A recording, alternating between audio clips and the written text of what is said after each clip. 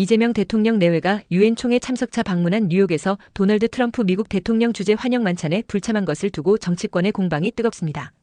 국민의힘 박수영 의원은 어제 페이스북을 통해 이 대통령의 불참을 셀프 왕따 인증이라고 맹비난했습니다.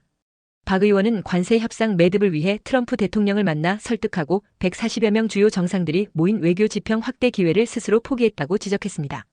이어 이 대통령이 만찬 시간에 미국 외교안보단체 임원들과 별도 만찬을 가진 것을 두고 무엇이 중헌지 모르는 외할못 대통령의 직무유기라고 강하게 비판했습니다.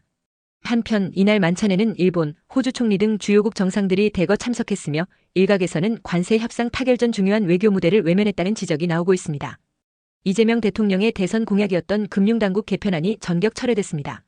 금융위원회와 금융감독원은 현행 체제를 유지합니다.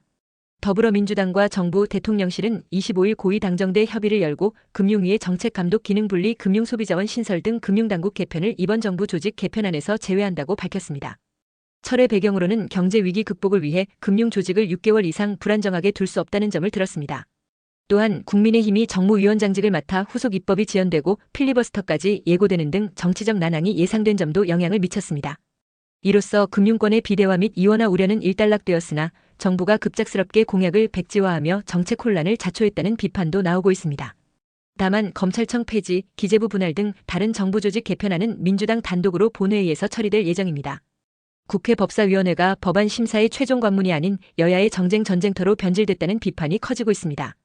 여야는 이재명 대통령 사건 관련자들을 국정감사 증인으로 무더기 신청하며 사법부 압박과 사건 뒤집기를 시도하고 있습니다. 민주당은 이 대통령 공직선거법 파기환송을 이유로 조희대 대법원장 등 대법관 5명을 증인으로 신청해 사법부 독립훼손 논란이 불거졌습니다. 쌍방울 사건 관련자들도 증인으로 부릅니다.